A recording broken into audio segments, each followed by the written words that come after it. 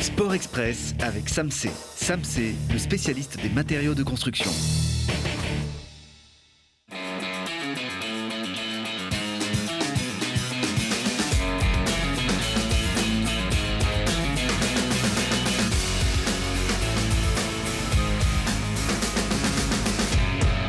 Bienvenue à tous, le meilleur du sport isérois, mais aussi parfois le pire, mais c'est plus rare. C'est ici, comme chaque lundi.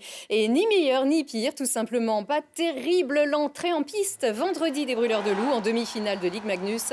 Les leaders des phases régulières qualifiés haut la main contre Nice en quart se sont heurtés à une autre meute, celle des Gothiques d'Amiens, qui ont fait corps pour jouer à fond leur rôle d'outsider.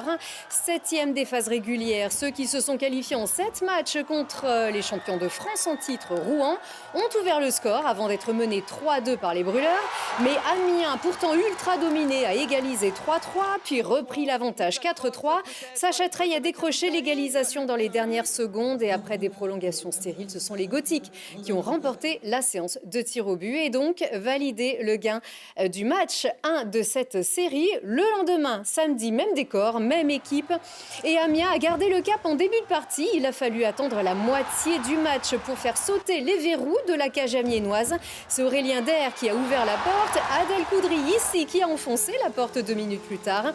Et cette fois, Grenoble n'est pas tombé dans le piège, concentré jusqu'au bout devant la cage d'un Mattia Pintaric blanchi et impérial. Mathias Bachelet a refermé la porte, victoire 3-0, ce qui nous donne un match partout. La série se poursuit mardi et mercredi chez les Gothiques, qui pourraient tirer la langue face aux Grenoblois plus frais physiquement. Et ça, c'est un avantage pour Grenoble, sachant que la série peut durer 7 matchs. Ça peut durer 7 matchs, on sait qu'il faut juste gagner 4 matchs pour passer au tour suivant et on verra combien de temps ça prend, mais on va se concentrer sur le match 3 à Amiens et après on verra comment ça se passe. Ils font le boulot jusqu'à présent dans cette série-là, donc faut les respecter, je pense qu'il faut rester humble, puis ça va être dur là-bas, faut être prêt à se sacrifier, puis dès le début, il faut être prêt. À partir du premier match, on a vu qu'il commence à être essoufflé. C'est sûr que là, les deux jours de repos vont les remettre en jambes un peu. Mais ouais, avec leurs supporters, ils vont avoir un petit coup de boost. Mais sur la longévité, je crois qu'on a l'avantage pour ça. Ouais. Surtout que le groupe pourra compter sur le mental de son gardien Matija Pintaric. Le Slovène est devenu samedi le plus grand gardien de l'histoire de la Ligue Magnus à raison d'un 50e blanchissage. 50 matchs de championnat de France sans avoir pris de but. C'est énorme et ça booste le moral du gardien, très déçu de son match vendredi soir.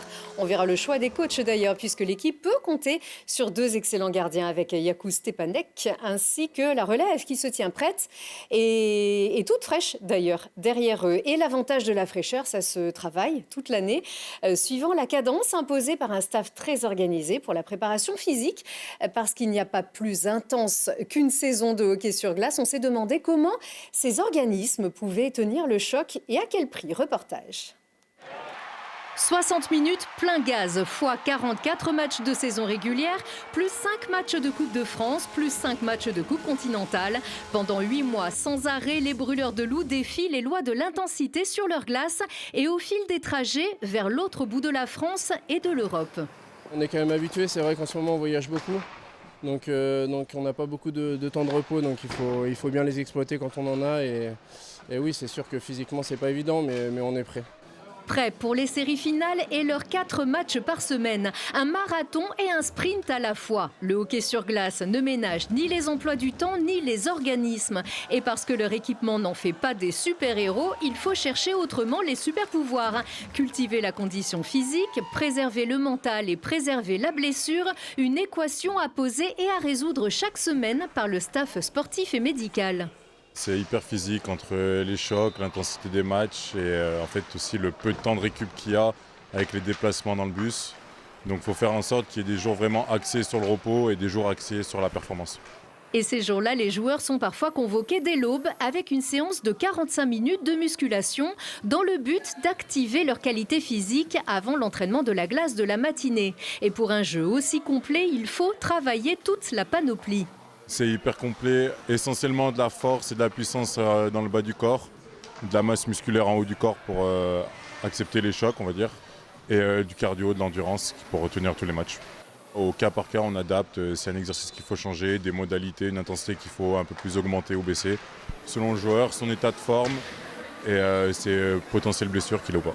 Dur mais sacrément efficace. Après avoir survolé la saison régulière, les brûleurs affichent complet pour les playoffs. L'infirmerie est vide, si ce n'est visitée ça et là pour des petits bobos, apaisés par un staff aux petits soins. On met des protocoles un peu plus de récupération active, on va dire. Donc tout ce qui va être kiné, ostéo, du travail à très basse intensité de vélo, des étirements, des massages, des bains froids. On met ça à disposition des joueurs pour qu'ils se sentent le mieux possible les jours où il faut performer.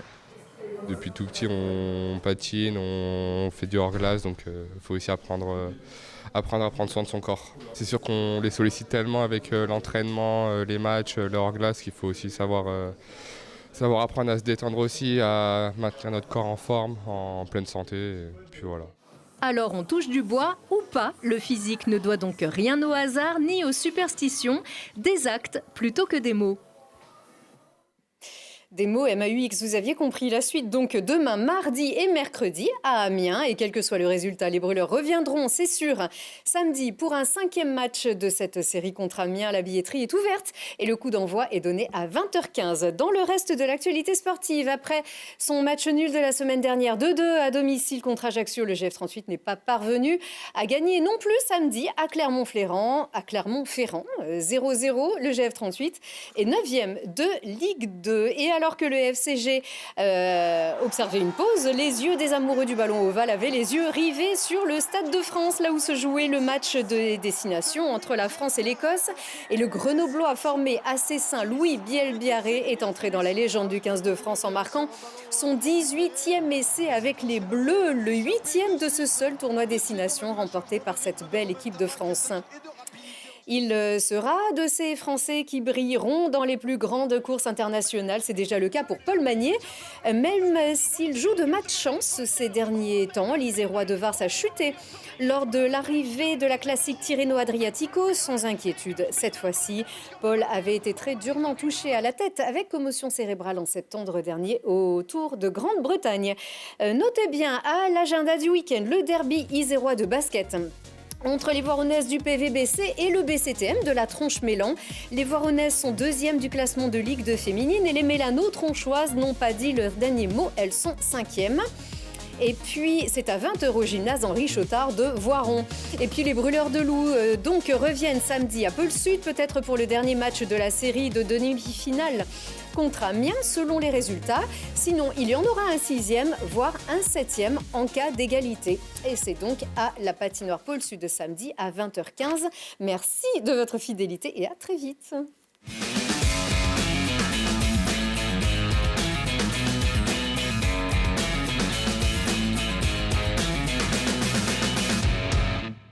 Sport Express avec Samsé. Samsé, le spécialiste des matériaux de construction.